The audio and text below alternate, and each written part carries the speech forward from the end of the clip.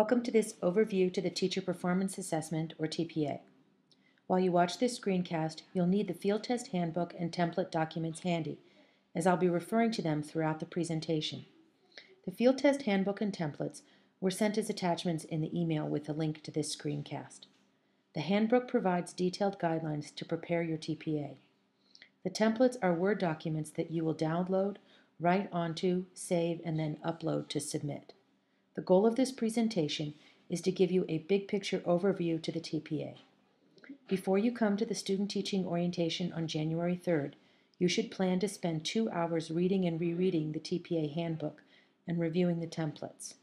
This screencast guides you through the structure of and resources in the handbook and provides tips to get ready for the TPA in your student teaching semester. What is the TPA? The TPA is a national assessment of readiness to teach. CU is a part of a 20-state consortium participating in a national field test of the TPA. By performance assessment, I mean through this assessment, you will be documenting and analyzing the work of your teaching 3 to 5 lessons in your student teaching classroom. That is, you'll be documenting your planning, your actual instruction, your assessment of your students' learning, and your ability to support your students' academic language development. In completing the TPA, you will demonstrate knowledge and abilities of teaching that will be one measure CU uses to make a decision whether to recommend you for an initial Colorado license. Why is CU doing the TPA? First, the TPA is a new performance assessment modeled after the National Boards for Teaching. To be a board-certified teacher is one of the highest honors possible. The TPA, thus, is an ambitious effort to build an assessment that sets a rigorous national standard for entry into the profession. Second, we think the TPA is a more meaningful performance assessment than the one CU has been using over the last 10 years. So far, CU students who have piloted the TPA have found it makes them think about the craft of their teaching. They find the experience useful. Third, in doing the TPA, you will demonstrate and showcase your current abilities as a beginning teacher, and you will receive a nationally benchmarked score on your teaching performance. Fourth, the TPA prepares you for the kind of evaluation environment you will likely encounter as new teachers in Colorado. Finally, we want to launch you on your way to becoming a highly accomplished teacher, one who is aiming toward board certification later in your career. What will you learn? Most importantly, you'll be asked to think deeply about how your teaching practice impacts your students' learning. You'll also have a chance to synthesize and apply what you've learned in the program, and many of you will build some new technology skills. The TPA is a focused look at 3 to 5 hours of connected instruction, which is likely to be part of a larger unit of instruction. There are 4 tasks comprising the TPA, and within each task, you will provide evidence of your teaching practice. And I note this evidence comprises both artifacts of practice, for example, lesson plans, video clips, student work with your feedback on it, along with reflective commentary that has been guided by specific prompts in the TPA handbook.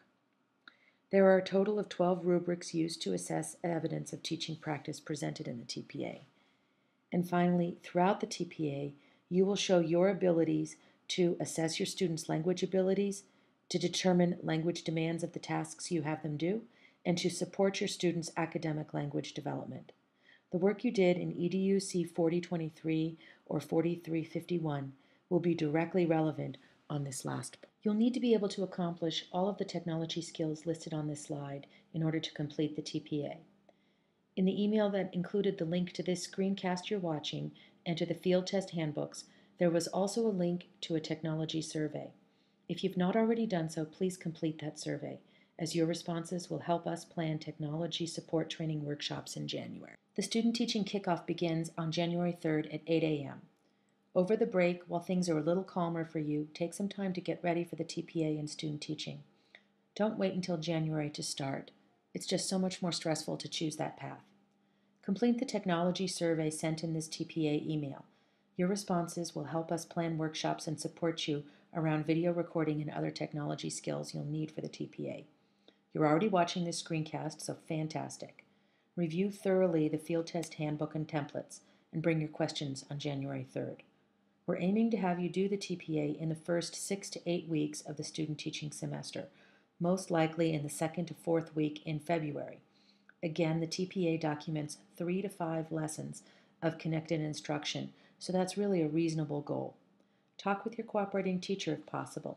Ask what will be the likely curriculum topics you'll be covering in the middle to the end of February. If possible, get texts, textbooks, instructional materials, and district and curriculum benchmarks before the break ends and take some time with these materials. And finally, gather some materials and resources from your teacher education courses, especially the books or bookmark websites or readings from Education 4023 or 4351, where you talked about supporting students' academic language development and access to learning for English language learners. For example, if you learned about SIOP, find and organize your SIOP materials over the break so you have them handy with you when you start student teaching. The rest of the presentation walks you through the field test handbook, showing you its organization and resources. Have your handbook ready because we'll be flipping through the various sections. After the presentation, you'll need to spend some time reading the handbook entirely and carefully so you understand what artifacts to put together and what commentary prompts to answer within each task and how your evidence of teaching will be evaluated across the TPA. Flip to the table of contents found on page 1. Let's start getting acquainted with the TPA by pausing this presentation to take a few minutes to scan the major headings in the table of contents. As you do, note the similar subheadings for tasks 1 through 4. Now turn to page 3, which summarizes the handbook structure. As a reminder, the TPA documents a learning segment, which is 3 to 5 hours or lessons of connected instruction, and there are 4 tasks that comprise the TPA. Each task has 4 sections: what to think about, what do I need to do, what do I need to write, how will the evidence of my teaching practice be assessed. All the additional resources are hyperlinked in the final field test handbook. Pages 4 to 6 provide assessment components at a glance for each of the 4 tasks. These are helpful advanced organizers that summarize what to do, what to submit, and which rubrics are central in the assessment of each task. You'll find you frequently refer back to these. Now let me break down the organization of each task in the handbook as they follow a predictable pattern. Each task is organized around 4 questions. I'll use task 2 as an example in the next 4 slides to show you the basic organization. So flip to task 2 in your handbook. It should be around page 13. The first question answered for each task is what to think about, and this section in the task orients you to the aims or learning goals for the task. The second question answered for each task is what do I need to do? The steps outlined in the checkboxes are usually organized chronologically. What you want to do is read through all the steps carefully and keep thinking as you do about how what you do in one task relates to what you'll do in another. For example, when you're choosing activities while planning the learning segment in task 1, think carefully about what you have to video record in task 2. The what do I need to write section of each task outlines the prompts you'll answer in the commentary for that task. These prompts are repeated later in the templates. The guidelines in this section tell you exactly how many pages you have for each commentary. For example, the instruction commentary is 4 single-spaced pages. While reading this section for each task, circle the verbs as you go, noting what thinking moves you are being asked to make. For example, are you being asked to explain how, cite, describe how, etc. In addition, underline or note what you think you are being asked to describe, provide evidence for, explain, or analyze. The circling and underlining will help you pay close attention to exactly what's being asked in each commentary. The last question answered in each task description in the handbook is, how will the evidence of my teaching practice be assessed?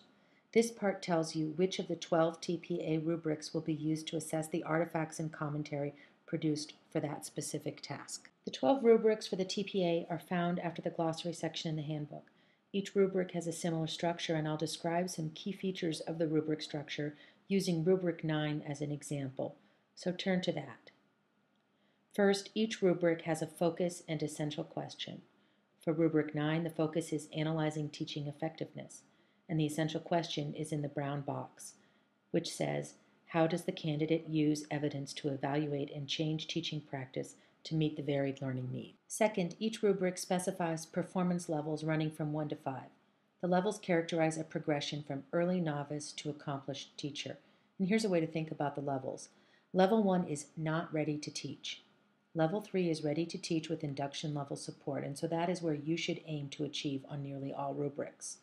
Levels 4 and 5 describe practices of a veteran teacher to a master teacher, and I've heard some describe Level 5 as, quote, a room where no one lives.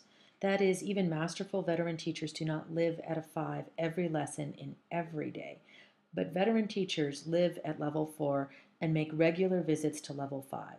So on most days, a veteran teacher, if we were using this rubric, would demonstrate a Level 4 performance and in some categories a Level 5. The big point that you should take home is that you are not likely to score a 4 or a 5, and that's a bit of a paradigm shift. The vast majority of you will demonstrate Level 3 performances, and there may even be some Level 2 performances on some rubrics. And the idea of landing at a 3 but being able to see where you are headed for a 4 and 5 is to show where you are on a developmental progression from becoming a well-started novice to an accomplished teacher. Third, as you read the descriptions of performance levels, you'll note how the rubrics are additive and analytic and how they move from a teacher focus to a student focus. For example, in the analysis of teaching tasks, one prompt asks you to consider what you would change if you were to reteach the lessons to the same group of students to improve their learning. So when a scorer reviews your response to that prompt, they would rate it a level 1, as in not ready to teach, if the changes proposed don't relate to students and their learning.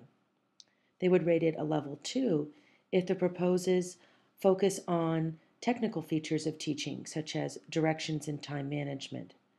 Then a level 3 would be used if the teacher is beginning to look at collective learning. And levels 4 and 5 show a teacher who is looking not just at the collective students, but at individual students in an increasingly more differentiated way. So to summarize, as you look at the other 11 rubrics in the TPA, you'll see these same key features. You'll notice a focus, an essential question, and performance levels that tease out an analytical progression that moves you towards more sophisticated practice and that shifts your focus from one on the teacher to a focus on individual students. The glossary of terms is found after Task 4 and is hyperlinked throughout the document. The glossary explains key terms such as academic language or central focus of a learning segment, etc. Many of the glossary terms describe or explain features of academic language, so it can be a helpful resource.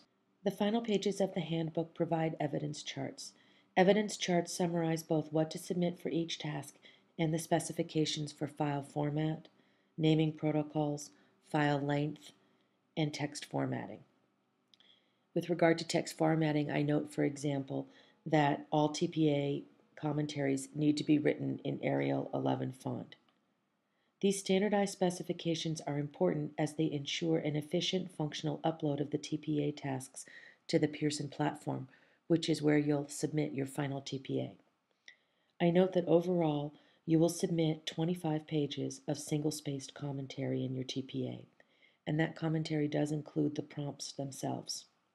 In addition, you'll submit supporting artifacts such as lesson plans, video clips, and student work with your feedback on it.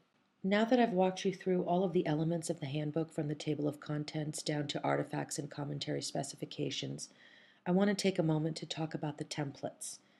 This slide shows part of a template. Templates are Word documents you will download, write onto, save, and then upload to submit.